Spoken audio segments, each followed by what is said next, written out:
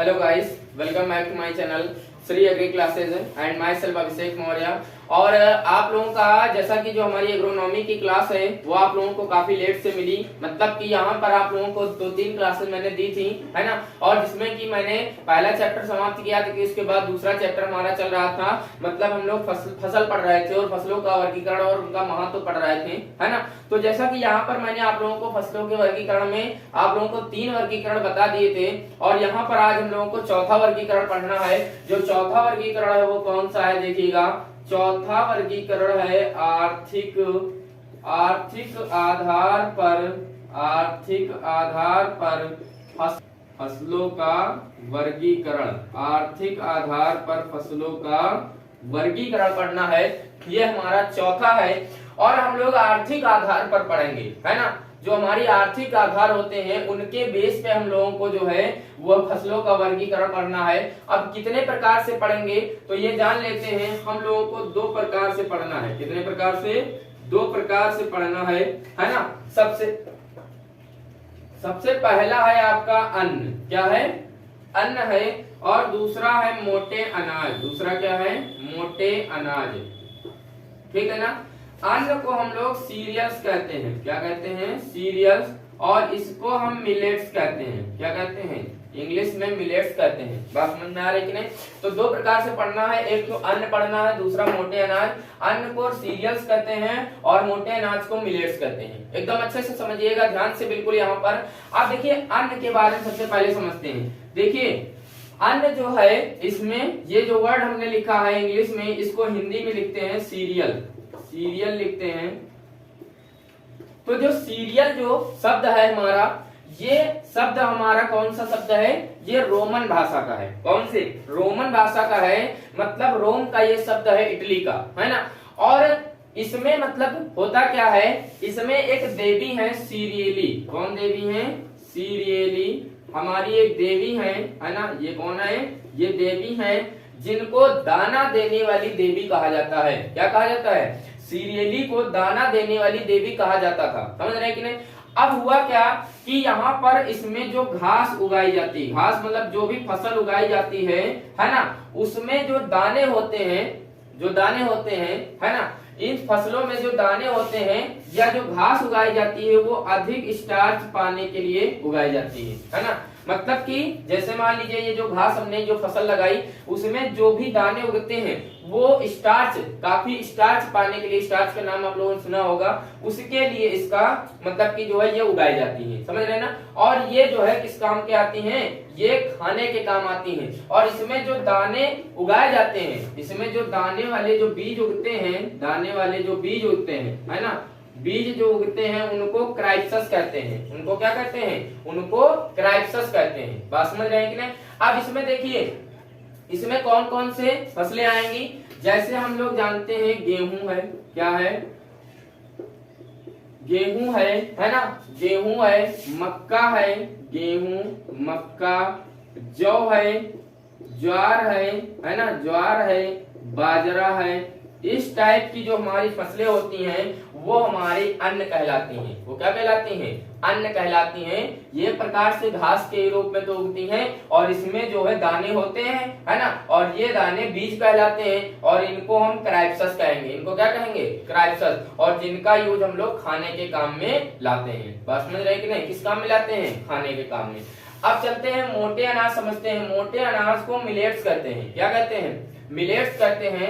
और इसमें जो हमारी फसल होती है इनमें जो इनके दाने होते हैं वो छोटे होते हैं, है ना। आकार में कैसे होते हैं? छोटे होते हैं। लेकिन अब देखिए इनको जब हम लोग, इन दानों का यूज जब हम लोग खाने के हिसाब से करेंगे, खाने के हिसाब से, यहाँ पर इनका यूज हम लोग खाना मतलब खाने में ही तो करते हैं ना। तो खाने के हिसाब से ये जो मिलेट्स होते हैं ये इनसे कम महत्वपूर्ण होते हैं। अन्न से मतलब ज्यादा महत्व नहीं लिया जाता है, इनको महत्व में नहीं लिया जाता है ना। और इसमें 2 चीजें होती हैं। एक तो हमारा होता है, देखिएगा, टेस्टा। एक टेस्टा होता है, टेस्टा, और एक पेरिकार्प होता है। टेस्टा और पेरिकार्प होता है। ये आपस में मिलकर एक आवरण बना लेते हैं। ये आपस में मिलकर क्या बना लेते हैं, जो फसल होती है उसमें टेस्टा और पेरिकार्प मिलकर आपस में एक आवरण बना देते हैं, है ना। और जो हमारे विकासशील देश हैं जिसमें सूखे क्षेत्र होते हैं वहां पर ये अनाज, ये जो हमारे मतलब ये जो मोटे अनाज होते हैं ये खाने के काम आते हैं। ये किस काम आते हैं, ये खाने के काम आते हैं। जैसे एग्जाम्पल के तौर पे आप लोगों को बता देते हैं तो बाजरा है, जैसे बाजरा है, रागी है, बाजरा, रागी, सांवा, है ना। हो सकता है कम ही लोगों ने नाम सुना होगा, लेकिन बाजरा का नाम जिसको बजड़ा कहते हैं जरूर सुना होगा आप लोगों ने, है ना। जिसकी बजरे की क्या बनती है, रोटी बनती है ना। ये रागी, सांवा, ये सारी चीजें जो है हम लोग खाने के काम में ही लेते हैं, बात समझ रहे हैं ना। लेकिन इनको डेली यूज में हम लोग नहीं लेते हैं। डेली यूज में हम लोग गेहूं है जैसे ये चीजें हम जरूर लेते हैं, ठीक है ना। सबसे ज्यादा डेली यूज में हमारा गेहूं रहता है, हम लोग रोटी खाते हैं किस चीज की, अब हम लोग गेहूं की खाते हैं। पहले ज्वार बाजरा इन सब की चीज जो है खाते थे हम लोग, बात समझ में आ रही कि नहीं आ रही, ठीक है। तो अब यहाँ पर हम लोगों ने अन्न के बारे में समझ लिया और दूसरा हम लोगों ने मोटे अनाज समझ लिया, है ना। ठीक है, इन चीजों का या यहीं पर कह लेते हैं जो आर्थिक आधार है इन फसलों का वर्गीकरण हम लोगों को काफी मतलब लंबे लॉन्ग से पढ़ना है। इसमें मान लीजिए आप लोगों की जो 16 से 17 फसलें रहेंगी आर्थिक आधार पर, जो हमारी फसलें हैं वो कितनी हैं, 16 से 17 फसलें रहेंगी और इन 16 से 17 फसलों को हम लोगों को पढ़ना। अब उसमें कुछ हमारे अन्न होंगे और कुछ मोटे अनाज होंगे, कुछ अन्न होंगे और कुछ मोटे अनाज होंगे, बात समझ रहे हैं कि नहीं समझ रहे हैं, ठीक है। चलिए यहाँ पर हम लोग देखते हैं जो हमारी अगली चलिए तो यहाँ पर हम लोग देखिएगा, अभी हमने कहा है आप लोगों को 16 से 17 पढ़नी है और ढूंढेंगे तो मिल जाएंगे, लेकिन यहाँ पर हमने 13 ही फसलें आप लोगों को लिख दी हैं, ठीक है ना। और ढूंढेंगे तो और मिलेंगी, बात समझ रहे हैं कि नहीं। जैसा कि यहाँ पर आप लोगों की जो फसलें लिखी हुई हैं इनको हम एकदम अच्छे से समझ लेंगे। यहाँ पर देखिए अनाज की जो फसलें हैं, अनाज वाली जो फसलें हैं हमारी, उनको दाने के रूप में, मतलब जो हमारे इनके दाने होते हैं वो अनाज के रूप में हम लोग प्रयोग करते हैं और इनको हम जानते हैं खाने के रूप में लेते हैं। जैसे कि इनके एग्जाम्पल हम लोग जानते हैं, देख लीजिएगा, गेहूं है, गेहूं है, धान है, ज्वार है ना, धान है, ज्वार है, और उसके बाद मक्का है, जौ है, ठीक है ना। ये इस टाइप की जो फसलें होती हैं वो अनाज वाली फसलें कहलाती हैं, ठीक है ना।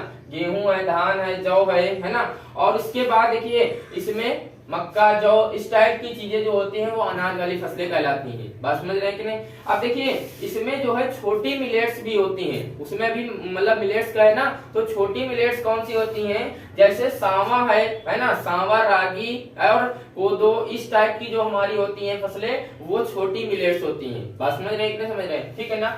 नेक्स्ट हमारा है दलहनी फसलें। देखिए दलहनी फसलें क्या होती हैं, दलहनी में दाल दिख रही है, दलहनी में क्या दिख रही है, दाल, मतलब कहने का ये है कि ये प्रोटीन वाली फसलें होती हैं। कौन सी फसलें होती हैं, प्रोटीन। इसमें प्रचुर मात्रा में हमको प्रोटीन मिलती है, पर्याप्त मात्रा में प्रोटीन मिलती है। तो हमारी जितनी भी दालें हैं वो हमारी इसमें आ जाएंगी। सभी लोग जानते हैं जैसे अरहर है, मूंग है ना। और इसके बाद बताइए मूंग है, उड़द है, चना है, मसूर है, ये इस टाइप की जो हमारी फसलें होती हैं वो कौन सी फसलें कहलाती हैं, दलहनी। जितनी भी दाल वाली फसलें होती हैं वो दलहनी फसलें कहलाएंगी, बात समझ रहे हैं कि नहीं समझ रहे हैं। अब देखिए नेक्स्ट हमारा है तिलहनी फसलें। तो तिलहनी में तिल दिख रहा है, देखिए तेल कह सकते हैं, तिलहनी वाली फसलों को तेल वाली फसलें कह सकते हैं, समझ रहे हैं ना। जिनसे हम लोगों को तेल प्राप्त होता है, जिनसे हम लोगों को क्या मिलता है, तेल। ये तेल के प्रमुख स्रोत होते हैं इनकी जो फसलें होती हैं। अब जैसे इसमें क्या होता है, जैसे मान लीजिए सरसों है, क्या है, सरसों है, सूरजमुखी है ना, तिल है, सरसों है, सूरजमुखी, तिल है, लाही है, राई है ना। इस टाइप की जो हमारी फसलें होती हैं वो हमारी तिलहनी फसलें कहलाती हैं। वो कौन सी फसलें कहलाती हैं, तिलहनी। अब देखिए इसमें जो डीजल तेल होता है, डीजल तेल है ना, उसके लिए जेट्रोफा होता है। कौन सा होता है, जेट्रोफा। जेट्रोफा को रतन जोत कहते हैं। क्या कहते हैं, रतन जोत। जेट्रोफा को क्या कहते हैं, रतन जोत कहते हैं। बात समझ में आ रही कि नहीं आ रही, ठीक है ना। तो ये इस प्रकार से हमारी तिलहनी फसलें हो जाएंगी, याद हो जाएंगी ना आप लोगों को।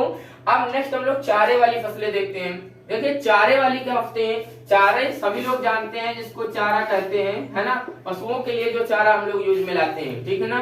तो इसमें सूखी घास या इस टाइप की जो भी उस टाइप की जो बिल्कुल हरी भी मतलब जो है हरी घास भी होती है या सूखी घास होती है, इन चीजों को हम लोग चारे की फसलें कहते हैं। बात समझ रहे हैं, समझ रहे हैं। अब देखिए चारे की फसलें कौन कौन सी होती है हमारी, जैसे बरसीम है ना, रिजका है, लोबिया है, और इसके बाद ग्वार है, नेपियर घास है, गिनी घास है ना, और इसके बाद ज्वार, बाजरा, जई, जौ, ये सारी चीजें हमारी किसमें आती हैं, ये चारे वाली फसलों में आती हैं। किन फसलों में आती हैं, चारे वाली। बात समझ रहे हैं ना आप लोग। मेनली तो बरसीम जानेंगे, है ना, बरसीम हमारी या बाजरा है, इस टाइप की जो फसलें होती हैं वो ज्यादा यूज में, डेली यूज में लाई जाती हैं, ठीक है ना। अब चारे में और भी आती हैं, यहाँ पर जो गेहूं धान है, जो इनसे भी हम लोग जानते हैं सूखी वाली चीजें मिलती हैं, जो भूसा होता है और इसका जो पैरा होता है वो हमारे किसके काम आता है, चारे के ही काम में आता है। बात समझ में आ गई कि नहीं, ठीक है ना। तो फिर से एक बार समझ लेते हैं, अनाज वाली जो फसलें होती हैं उनमें अन्न, जो हमारा अनाज होता है वो खाने योग्य होता है, खाने के लिए यूज करते हैं, जिसको गेहूं, जिसमें गेहूं, धान, ज्वार, ये सब चीजें होती हैं। तिलहनी फसलों में दाल वाली जो प्रोटीन के लिए प्रचुर मात्रा में रहती हैं, और इसमें जितनी भी दालें हैं वो हमारी तिलहनी फसलें। तिलहनी में तेल वाली फसलें, जिनसे तेल के जो है प्रमुख स्रोत हों, सरसों है, राई है, रागी है ना, सूरजमुखी है, और इसमें जो डीजल तेल होता है उसके लिए जैट्रोफा होता है, रतनजोत। कौन सी चीज होती है, रतनजोत। चारे की फसलों में जो चारा होते हैं हमारे, वो हमारे चारे की फसलों में आते हैं, बरसीम है ना, या फिर बाजरा है, मेनली हमारी ये दो समझते हैं। देखिए जो सरकरा वाली फसलें होती हैं ये क्या होती हैं, देखो इसमें जो तने और जो जड़ होते हैं, है ना, इनके जो तने होते हैं या जो जड़ें होती हैं वो किसका संग्रह करती हैं, सरकरा का। किसका संग्रह करती हैं, जो शर्करा का संग्रह कर लेती हैं। इसको शुगर भी कहते हैं, है ना, सुक्रोज भी कहते हैं। इसमें शुगर मतलब क्या होता है, चीनी, और चीनी कैसी होती है, मीठी। तो शर्करा जो फसलें होती हैं वो कैसी होती हैं, मीठी फसलें होती हैं, जिनसे हम लोग चीनी भी प्राप्त कर लेते हैं। जिनसे क्या करते हैं हम लोग, चीनी भी प्राप्त कर लेते हैं। और इसमें आप लोगों को मेनली दो फसलें बता रहे हैं, जैसे गन्ना है, चुकंदर है। आप लोग जब खाते होंगे इनको तो बिल्कुल मीठी लगती हैं, और इससे जो है शक्कर वक्कर चीनी बनाई जाती है। बात समझ में आ रही, नहीं आ रही, ठीक है ना। नेक्स्ट हमारी रेशे वाली फसलें हैं। देखिए इसमें रेशे वाली कौन सी फसलें होती हैं, देखिए इसमें जो कपड़ा, जैसे मान लीजिए ये जो रेशे होते हैं, इन फसलों में जो रेशे होते हैं, है ना, इन फसलों में रेशों का जो है कपड़ा है, जैसे कपड़ा है, टाट है ना, टाट है, और इसके बाद मान लीजिए दरी है ना, टाट है, दरी है। जो रेशे वाली फसलें हैं इनमें जो रेशे होते हैं वो कपड़ा, टाट, दरी, है ना, या जो पैकिंग के सामान होते हैं उनके लिए बहुत उपयोगी होती हैं। बात समझ रहे हैं कि नहीं समझ रहे हैं, रेशे वाली फसलें। और इसमें कौन कौन सी चीजें आती हैं, जैसे कपास है, जूट है ना, सनई है, ये सारी हमारी रेशे वाली फसलें होती हैं, ठीक है। पटसन है, ये रेशे वाली फसलें होती हैं। कौन सी फसलें होती हैं, रेशे वाली। आगे चलते हैं, उत्तेजक फसलें समझते हैं। उत्तेजक मतलब क्या होता है, उत्तेजक मतलब जो उत्तेजना पैदा कर दे, उत्तेजना मतलब जो जोश ला दे, मतलब जो है जो हम लोग धूम्रपान वगैरह में जो है फसलों का, या जो मादक जो पेय पदार्थ होते हैं वो हमारी उत्तेजक फसलें कहलाती हैं। जैसे आप लोग बता देते हैं, तो जैसे चाय है, तंबाकू है ना, चाय है, तंबाकू है, काफी है, ये हमारी जो है उत्तेजक फसलें कहलाती हैं। बात समझ रहे हैं कि नहीं, उत्तेजक फसलें उत्तेजना पैदा कर देती हैं हमारे अंदर, समझ रहे हैं ना। चाय जब हम पीते हैं, जैसे क्या होता है, जब किसी को नींद आने लगती है तो कहते हैं कि चाय पी लो और चाय से नींद दूर भाग जाएगी, है ना। तो मतलब इसके अंदर ऐसी चीजें होती हैं जो उत्तेजना तुरंत पैदा करती हैं। तंबाकू भी उत्तेजना, आप तंबाकू खा के रात में आपको जल्दी से नींद नहीं आएगी अगर तंबाकू खा रहे हैं। बात समझ रहे हैं कि नहीं समझ रहे हैं, ये चीज है। अगला चलते हैं, औषधीय फसलें समझते हैं। औषधीय में आप लोगों को औषधि दिख रही है, औषधि कहने का मतलब है, औषधि का मतलब दवाई होता है, औषध का मतलब क्या होता है, दवाई। तो जो फसलें मतलब दवाइयों के रूप में यूज की जाती हैं उनको हम औषधीय फसलें कहते हैं। उनको क्या कहते हैं, औषधीय फसलें कहते हैं, है ना। और इसमें औषधीय फसलों में कौन कौन सी आती हैं, जैसे मान लीजिए मेथी है, पुदीना है, कस्तूरी है ना, इस टाइप की जो फसलें होती है, जैसे तुलसी है, अदरक है, इनको हम लोग औषधि के रूप में यूज करते हैं। जैसे अदरक है, चाय बनाते हैं तो सिर दर्द होता है तो उससे कम हो जाता है ना। या मान लीजिए आप लोग तुलसी है, हल्दी है ना, ये सारी चीजें हमारी औषधि के रूप में काम करती हैं। बात समझ रहे हैं कि नहीं समझ रहे हैं? ठीक है ना। जैसे चोट लगती है तो क्या करते हैं, हल्दी वाला दूध देते हैं लोगों को, देते हैं कि नहीं देते हैं? ठीक है ना। अगली सब्जी वाली फसल है, तो सब्जी वाली समझ गए होंगे, मतलब इसमें सब्जी बनाने के काम आएंगी जो फसलें होंगी हमारी, है ना। तो जैसे हमारी जो भी सब्जी है, टमाटर है, बैंगन है, गोभी है, पालक है, मटर है ना, ये सारी फसलें हमारी किस में आ जाएंगी, सब्जी वाली फसलों में आ जाएंगी। बात समझ में आ रही कि नहीं आ रही? ठीक है ना।